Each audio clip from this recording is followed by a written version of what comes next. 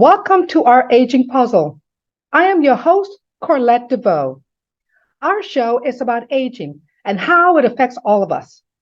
We will have one-on-one conversations with guests from all walks of life that have been impacted by life and aging. Whether they are seniors, middle-aged, or young, we will bring their inspiring stories to you. We are excited to hear stories that will touch our hearts, laugh, and inspire us. We also gain valuable knowledge on current topics, health issues, and how to live longer, healthier lives. We look forward to connecting with each other through learning and listening.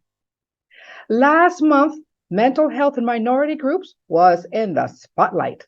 With the pandemic causing many people to be separated from their families, it has become even more essential to open up and have conversations about mental health and discuss ways we can lend each other support.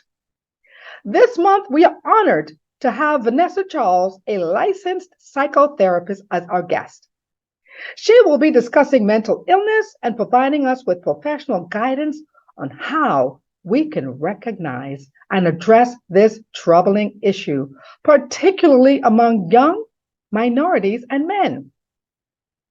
We understand discussing mental health can still be challenging for certain individuals. We understand this is an emotionally charged matter, but we are hopeful that having this openly important conversation with our guest will help someone out there. Every month, there will be one guest on our show, and that guest will be on the show for the entire month. We will walk you through their journey week after week. Week 1, you will hear the big reveal, symptoms and diagnosis. How did they hear the news? We will learn about their emotions, how they felt, learning about their diagnosis, and how did their family take the news. And week 2, we will discuss and focus on treatment options. My guests will take us through their process to select treatment for their diagnosis. And of course, in week 3, we will hear about their actual treatment. Was it effective? Did they have side effects? What was it like? We want to know and share everything with you. And week 4, we will hear the outcome of treatment and what happened. How are they doing? And what are they doing differently? So join us every week to hear our guests walk you through their journey. Our sponsor is DG Incorporated. DG Incorporated is a marketing and business development powerhouse, providing business coaching, strategic guidance, marketing, and tactical services to its clients. DG Incorporated helps clients unleash their business potential and growth. Now it's time for Aging Facts. A new study suggests that being exposed to different smells could help improve learning and memory, and that our sense of smell declines as we age, leading to a decrease in memory. I did not know that. The results of the study, published in the journal Frontiers in Neuroscience, showed a 226% improvement in learning and memory tests among those who slept with a strong nightly scent compared to those that diffused distilled water every night. Strong smells have an even better benefit. Yay! Another study found that intensive smell therapy twice daily could help improve memory and attention in those with moderate dementia. These studies suggest that odors play an important role in learning and keeping the memory centers of your brain in good condition throughout life, and perhaps prevent memory loss older in life. So let's go, everyone. Let's pick a favorite scent. Can it be rose, orange, eucalyptus, lemon, pepper, rosemary, lavender, whatever it is? Smell and enjoy so we can all age gracefully. Remember, this month our topic is mental health matters. Yes, mental health matters. It is no secret that the US and the world is going through a mental health crisis, and it is especially hard on the young people in our nation. We are all deeply saddened by the recent passing of 25-year-old Angus from Euphoria. This is yet another reminder that anxiety and depression does not discriminate and can affect anyone. We are also saddened by the suicides of many people in our country and throughout the world. Mental health is an important topic that needs to be talked about and addressed. Everyone's life matters, and so does mental health. Here is an important fact. The Depression and Bipolar Support Alliance has found that up to 80% of those treated for depression show an improvement in their symptoms in 4 to 6 weeks through medication, psychotherapy, attending support groups, or a combination of these treatments. But unfortunately, nearly 2 out of 3 people with depression don't actively seek nor receive proper treatment. An estimated 50% of unsuccessful treatment is due to medical non-compliance, such as stop taking medication. When you stop taking your medication too soon, or you stop because of side effects, or because you cannot afford it, or because you're afraid of addiction, it affects you. Unfortunately, participating in a depression and bipolar support alliance patient support group can improve treatment compliance by 86%. It can also reduce inpatient hospitalization and make people 86% more willing to take medication and cope with side effects. So find a support group to help you get better. Seeking professional help is not a negative thing, y'all, and should be seen as an opportunity to be heard and get help. Help is available for those in crisis. So call 988 for help, call or text them. Listen, if you feel down from time to time, it's a normal part of life. But when your emotions such as hopelessness and despair take hold and just won't go away, that's when it's time to get help. Mental health issues can take many forms. It might be that someone is acting differently, such as the ability to work, they can't study, they can't eat, they can't sleep, and they can't enjoy life. Something is just not right. Just trying to get through the day to them may be overwhelming. Also, take a look at this. Another red flag is when someone starts retreating from others and isolating themselves. This is a habit that tends to be common among those with anxiety. If you think a friend or a family member is considering hurting themselves, express concern and seek help immediately for them.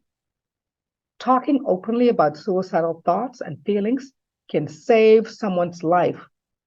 We so encourage you to call or text 988 or visit their website at 988lifeline.org. We urge young people in particular to text about difficult subjects. Seek help safely, no matter who you're with. Seek help. Help us out there. Call 988. Now it's time to welcome our special guest today, again for the 3rd week in a row, Vanessa Charles, who is well respected in her community. She is a licensed psychotherapist in the state of Florida and the clinical director of the Circle of Wellness. She has helped so many families, individuals, overcome psychological barriers, life circumstances, and other crises that challenge their daily lives through counseling experience and with a compassionate approach. Vanessa also has experience in mental health advocacy. This program and the development and behavioral management has allowed her to be successful in helping so many people. Her niche is providing services to individuals experiencing anxiety and or depression. Remember last week, we reviewed types of treatment options. This week, we are going to focus on the journey and the challenges. Remember, again and again, mental health matters. And that is what we are talking about today and this entire month. So please join me in welcoming our guest today, Vanessa Charles.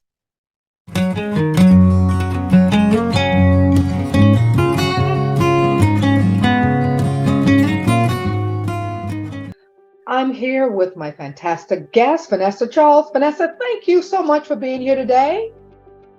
Thank you for having me again. Awesome, awesome. So this week, Vanessa is here spending time talking about the treatment journey. Listen, the treatment journey is not just for the person who is experiencing mental illness. It's also for the family. So we want to spend some time speaking with Vanessa about that treatment journey, what it looks like, because we want to help someone out there. We know there are tons of people out there that are experiencing mental illness and issues relating to mental health. So we want to help. So Vanessa, let's talk about the treatment journey. What are the advantages and disadvantages of therapy? Walk us through that. So let's start with the advantages of therapy. With the advantages of therapy, you get to have an outlet to speak to a non-judgmental party, right? Maybe there's some things that's going on with you that you feel uncomfortable discussing with your loved ones. In this way, you have a therapist that you can speak to and disclose some of your most private details and things that you don't feel comfortable discussing with families or friends. It's very effective. If you find the right therapist, you create long relationships, and they become a part of your life. Some of the disadvantages is, of course, you have to disclose this to someone that you just met, right? Having to open up yourself to someone can be very challenging. Finding a therapist can be very challenging. I've had situations where I had a client who came to me and she mentioned that she was seeing a therapist for a year, but she didn't know how to break up with the therapist, and the therapy was no longer effective.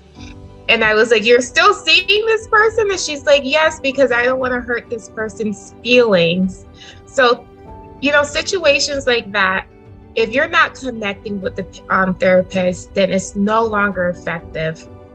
You have the stigma behind therapy. Some people they're like, if you're going to therapy, you're crazy. Then you have issues. Family members may use it against you. So these are some of the advantages and disadvantages of therapy. I mean, the list can go on, but these are just a few things that come to my mind. Well, thank you so much, Vanessa. So there's just a lot of things to factor in.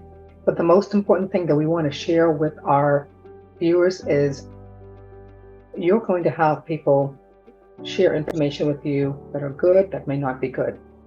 But we're going to encourage you to really think about yourself. What is the best thing for you? What do you need to feel better? Mm-hmm. And as Vanessa said, if you have a therapist where you may not be connecting and they're not helping, and you don't feel like they are helping you, it's okay to say to that therapist that this is no longer working and you want to go and find help elsewhere.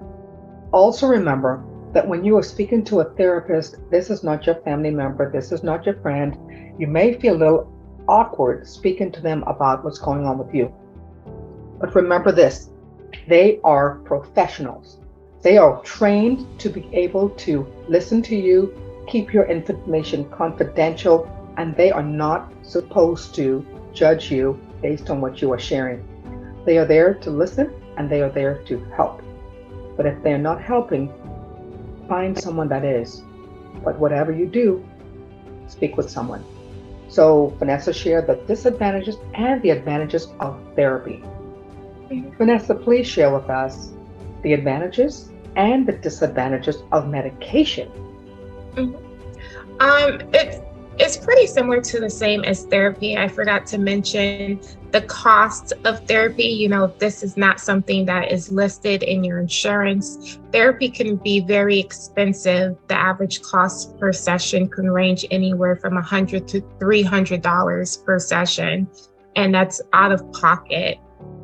And then same with medication. I don't have to tell you what is the going rate for medication if, because I know you have some history with working in pharmaceutical sales. The price of medication is really expensive, and to have it ongoing can be very expensive. Some of the disadvantages are the fear, you know, what would happen if I take this medication? How would I be labeled? Maybe the symptoms, right? There are a lot of symptoms that come from different types of medication, which is why it's very important to educate yourself and ask your provider and your prescribing provider questions about the medication that you're taking. There's a mistrust factor. When you talk about the Tuskegee experiment, what's in the medication, right? Will it have long-term effects for me? I work with mothers, and there's always a challenge with continuing to proceed with medication once you become pregnant or once you are breastfeeding. And many people just stop cold turkey, which is a big no. It's always important to speak to your prescribing provider about ways to maybe take something that's less harmful during your pregnancy, or how do you wean off of this medication, which is a better way to get off medication versus stopping cold turkey. Right. Wow. That's some fantastic information, Vanessa, you know, about the benefits and the disadvantages, the advantages and disadvantages of medication. But Vanessa shared two components: therapy and medication, the advantages and the disadvantages of both. Let's just be realistic.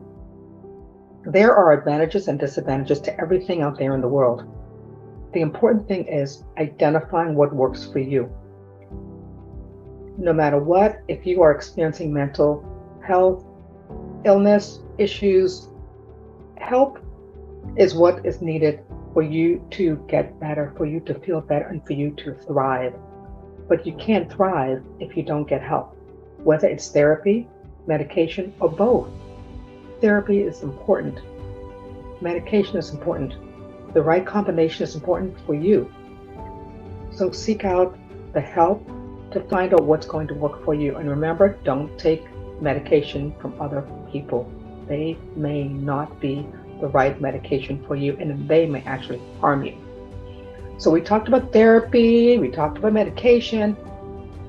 Another component, an important factor here, Vanessa, is support groups. Tell me about support groups. What support groups are out there? What's the benefit of going to support group? Why do I need to go to a group of people talking about my business? Let's talk about that. I highly encourage support groups for people who often feel hopelessness or helplessness because maybe they feel alone in the process. Like we mentioned in previous segments, attending a group will give you the opportunity to meet people in different parts of their journeys. And some of the disadvantages of attending a support group is a facilitator does not have to be licensed to host a support group. It can be peer-to-peer, or it can be provider-to-peer. Also, you do not know who are attending these support groups. Imagine attending a support group and your neighbor shows up, or a friend of a friend shows up, right? Although you do sign certain disclosures when you're attending support groups to remain some level of confidentiality, it's still nerve-wracking to know that someone that you know is now attending this group. And then you have some groups that have closed and open memberships, meaning maybe you grew a certain relationship to the people who are attending the group. And next thing you know, there's this new person entering this group and you're like, hold on, who is this person? I no longer feel comfortable. And it changed the dynamic of the entire group. So those are some pros and some disadvantages right there. Good information, Vanessa. That is good information. Just more thoughts for our guests out there. Think about these things. But as I mentioned before, it's an option. These are options for you.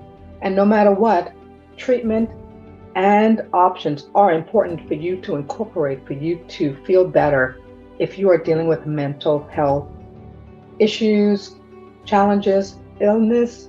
It is not a negative thing. We all want to look fantastic and we talk about our beautiful bodies. Oh, look at how I look. Look at this, my curviness. Oh, I'm this. Well, everyone's proud to talk about their physique. Then what about your mental state? Physical and mental go hand in hand. If your physical is doing well, your mental is doing well, your physical will do well. If your physical is doing well and your mental is not, then there's a gap. There's something that you need to bring together to make both of them be in alignment so that you feel 100% you and be the best that you can be. So, Vanessa, we talked about support groups for the person who is experiencing mental illness. What about support group for your family? Because your family makes a difference in how you feel and if you get better and how soon you get better. So share with us support groups for family and what that looks like. So one of the biggest resources that I give to everyone when I'm talking about mental health is 211. 211 Broward, if you just pick up your phone and dial 211, it has endless amount of resources when it comes to mental health, or just resources that you need in your life, whether it's rental assistance, clothes, food, mental health. They have wide ranges of services. So if you're looking for a support group, it's very important that you dial 211 and they will connect you to the best group. There is so many groups out there, and particularly groups out there for family members that are dealing or coping with someone who has depression in their family, or coping with someone who has bipolar in their family. You know, these groups are very important to attend because as a family member, sometimes you feel like you want to help so much, but you don't have the tools needed in order to help in the way that you would like to help. That's why it's encouraged that family members attend support groups. That's fantastic. That's great information. Family members should, when possible, attend support groups, because the more support you have, the better you are going to feel, and the sooner you are going to feel better. You know, this is some great information that Vanessa is sharing. We want you to feel better. Vanessa, you know, let's be realistic. There are going to be some family members that are going to talk about you, call you crazy. She crazy. She's this, she's that. And that doesn't make you feel better. That doesn't make anyone feel better. You know, whether someone is talking to you and calling you names and calling you overweight, calling you crazy, calling you stupid, calling you whatever negative word or negative connotation they can say that impacts you mentally, is something that you need to address. Stay away from those people. They are not your friend. They are not there to help you. Vanessa, how can our guests who may be experiencing this kind of pressure and this kind of negativity from a family member, what do you recommend to help them when they don't have support from their own family members? I honestly feel like that comes from a place of not understanding and not knowing. So my best advice for someone in this situation is to educate that person about what's going on. You know, maybe send them an article, maybe send them a link about, you know, this is something serious. And if it wasn't something serious, it wouldn't be happening around the world. So it's very important to educate people, because a lot of people, they just don't know how impactful and severe these diagnoses can be in somebody's life. And it can really take a toll on what people do, take a toll on how they go to work, how they act in relationships, how they eat, how they sleep. So this is very impactful. Just educating your loved ones on what's going on is going to be very important. That is true, Vanessa. Impacting your life is contributed by the support of your family. So get support from your family, and if you can't, then you're going to have to walk this road alone without your family members, and you're going to have to find a really strong support group. Vanessa, you have been amazing, sharing treatment options, walking us through the journey to get help for those out there that are dealing with mental health issues. Remember, mental health matters. If you are in Broward County, you can call 211 to get help. Or if you are anywhere in the United States, call 988. That is the mental health hotline. There's someone there to help you. You can even text them. You can text them or call to get help if you are dealing with mental health issues. Because remember, mental health matters, and it is just important as physical health. And you matter. Every single one of you out there matters to us, matters to someone. Vanessa, you've been amazing. An awesome topic, a very important topic. We're trying to save the lives of others out there dealing with mental illness, and we appreciate your input and your support today. We will see you again next week. Remember, next week, post-therapy updates, results from Vanessa. Thank you so much. Thank you so much for having me. And next week, I would love to share some resources about where you can get services that can help pay for your therapy. You know, there's things out there that can help you get assistance with paying for services. So I can't wait for next week. Thank you again. Thank you, Vanessa. We'll see you next week. And stay right here for tips to live longer and live better. Thank you so much, Vanessa, for your insights, your information, your professionalism. We hope that your information has helped or will help one person out there. Now, let's look at habits to live longer and live better. Remember, we recommend every week doing 4 things.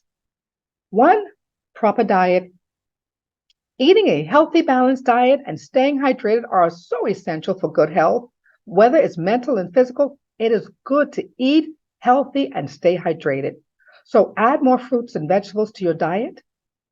Number 2, regular exercise. Exercise isn't just good for your body, it's good for your mental health, y'all.